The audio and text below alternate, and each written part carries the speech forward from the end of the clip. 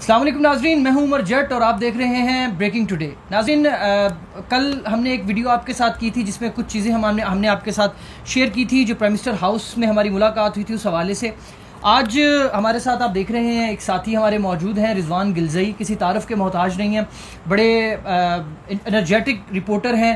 P M کی bat کور کرتے ہیں، کیبنٹ کور کرتے ہیں اور پاکستان کے ایک بڑے میڈیا گروپ ایکسپریس کے ساتھ ان کا تعلق ہے۔ پہلے بھی یہ ہمارے ساتھ یوٹیوب جو ہمارا بریکنگ ٹوڈے کا چینل ہے وہاں سے آپ کو معلومات شیئر کرتے رہے ہیں اور انشاءاللہ آگے بھی یہ سلسلہ جاری رہے گا۔ آج کی جو ویڈیو ہم کرنے جا رہے ہیں ناظرین، اس میں 2-3 چیزیں ہیں جن کو ہم ڈسکس کریں گے۔ ناظرین، کچھ دن پہلے پرائم منسٹر عمران خان نے کچھ نجی ٹی وی چینلز کے اینکرز کے ساتھ ایک ٹیلی تھون کی تھی جس کا مقصد کرونا متاثرین کے لیے امداد اکٹھی کرنا تھا۔ اس کے اختتام پر مولانا طارق جمیل صاحب نے ایک دعا کروائی تھی اور اس دعا اور اس سے پہلے کچھ سٹیٹمنٹس تھیں ان کو لے کر کافی ہنگامہ ہے سوشل میڈیا پر اور بڑی باتیں اس پر ہو رہی ہیں۔ رضوان سے آج ہم جانیں گے کہ یہ معاملہ اصل میں ہے کیا اور آگے کیا ہوگا اور اس کی حقیقت کیا ہے۔ اس کے ساتھ ہی ہم بات کریں گے،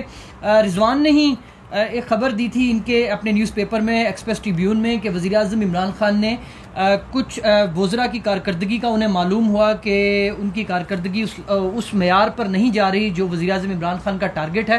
تو اب وزیر اعظم عمران خان نے ایک سال پہلے بھی اپنے تمام کیبنٹ ممبرز کی کارکردگی کو جاننے کے لیے باقاعدہ ایک نوٹیفیکیشن جاری کیا تھا اور پھر تمام وزراء کی کارکردگی رپورٹ انہوں نے مانگی تھی، اور اب ایک بار پھر رضوان نے خبر دی ہے کہ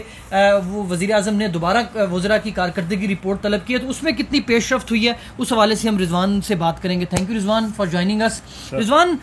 پہلے تو یہ بتائیے گا کہ کیا ابھی آپ دیکھ رہے ہیں یہ مولانا طارق جمیل صاحب کا کیا معاملہ ہے یار؟ یہ بڑے لوگ پیچھے پڑے ہوئے ہیں اور بڑی باتیں کر رہے ہیں، کچھ لوگ ان کے ساتھ ہیں، کچھ لوگ ان کی مخالفت میں ہیں، معاملہ کیا ہے؟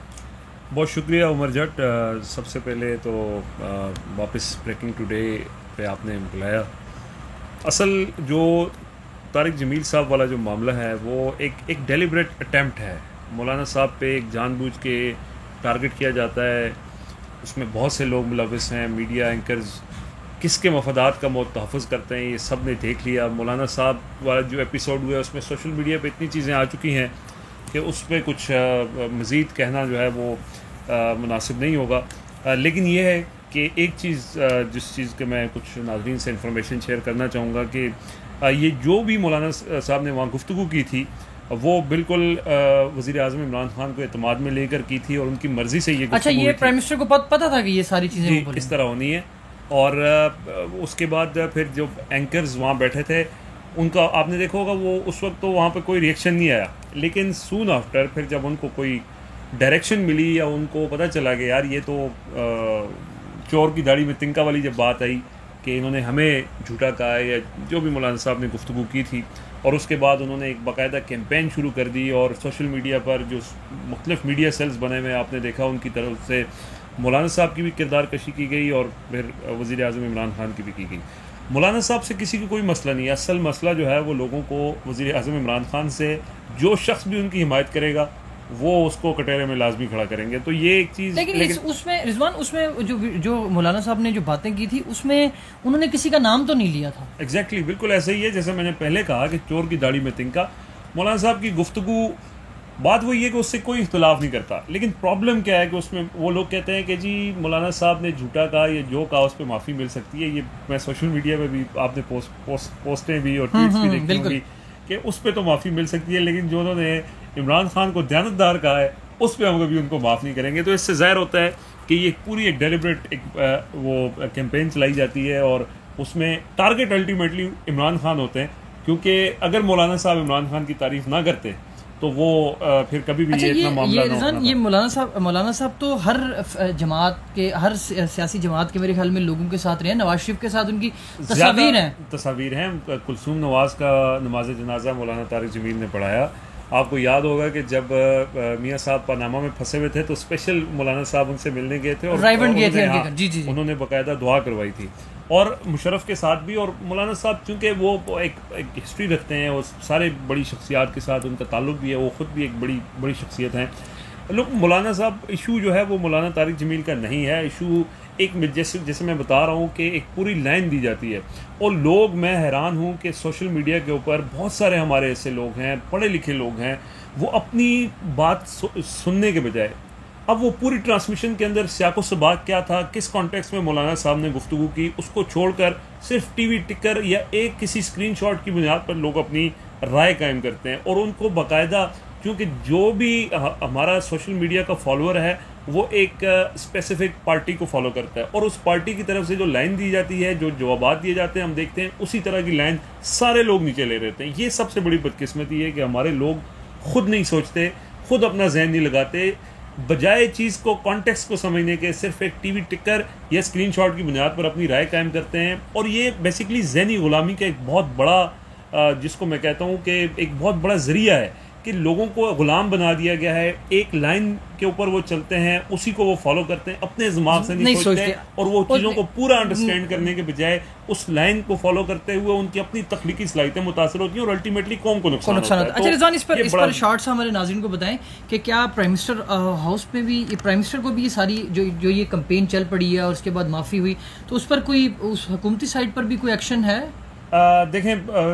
آپ 2 روز پہلے آپ خود پرائم منسٹر ہاؤس میں موجود تھے، اور آپ کو ظاہر ہے آپ نے اس حوالے سے وہ آپ کے پاس انفارمیشن بھی ہوگی، لیکن یہ ہے کہ جو میری اطلاعات ہیں اس کے مطابق یہ ساری چیزیں وزیر اعظم عمران خان، اس سے پہلے آپ نے دیکھا ہوگا مولانا صاحب سے خود ملاقاتیں بھی کر چکے ہیں، تو یہ ان کی بالکل مرضی سے یہ ساری گفتگو ہوئی ہے، ایسی کوئی بات، اور اس گفتگو میں ایسی کوئی بات تھی بھی نہیں جو متنازع ہو، لیکن چونکہ اب وہ ایک ڈیلیبریٹ بات یہ ہے کہ انہوں نے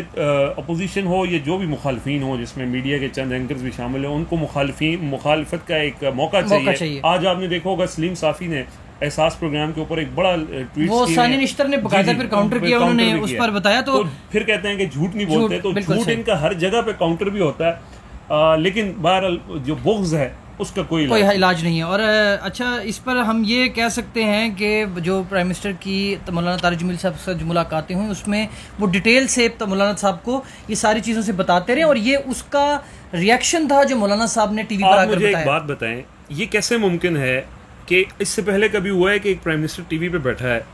10 اینکرز اس نے بٹھائے ہوئے ہیں، اور ایک عالم دین کو بیٹھ کر آدھا گھنٹہ دیا جاتا ہے، پورا ملک سن رہا ہے، سارے ٹی وی چینلز دکھا رہے ہیں، تو یہ ایسا ہی تو نہیں ہو گیا نا، یہ کوئی اچانک سے تو نہیں ہوا کہ جیسے وقار یونس لائن پہ آ گئے، وسیم اکرم لائن پہ آ گئے،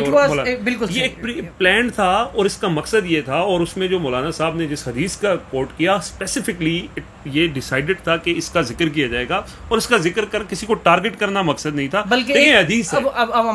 اس میں ظاہر ہے پھر ہر کوئی جو جھوٹا ہے اس نے سمجھا کہ یہ مجھے ٹارگٹ کیا جا رہا ہے، جو بدجانت ہے وہ سمجھا کہ مجھے ٹارگٹ کیا جا رہا ہے، جو بے حیا ہے اس نے اپنی ٹویٹیں شروع کر دی کہ بڑا ظلم ہوا جی، خواتین کو ریڈیکیول کیا جا رہا ہے۔ تو اچھا ناظرین، یہ اچھا رضوان، ابھی آپ نے سٹوری دی تھی ایکسپریس ٹریبیون پہ کہ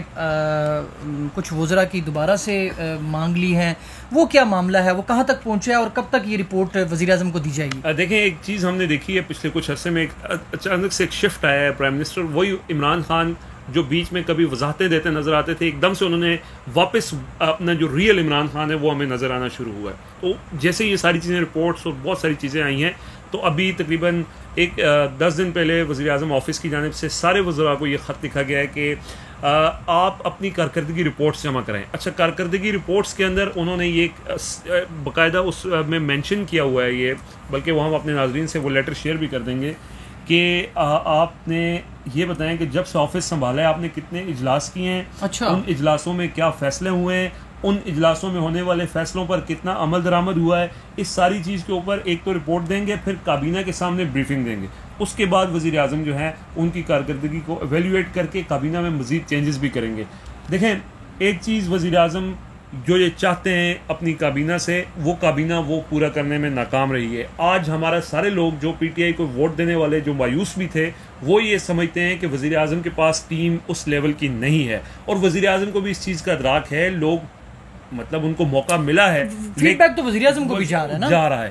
ہم نے دیکھا ہے کہ وہ فرنٹ فٹ پہ ان لوگوں کو لے آئے ہیں، حماد اظہر کو وزیر مملکت بنایا، لیکن ان کی بڑی زبردست کارکردگی تھی، ان کو وفاقی وزیر بنا دیا۔ اسی طرح مراد سعید کو، اسد عمر کو وہ بالکل فور فرنٹ پہ آگے لے آئے ہیں۔ آپ دیکھ رہے ہیں جو لوگ کام کرنے والے ہیں، ثانیہ نشتر ہیں، ان کو بالکل آگے لے کر آئے ہیں۔ لیکن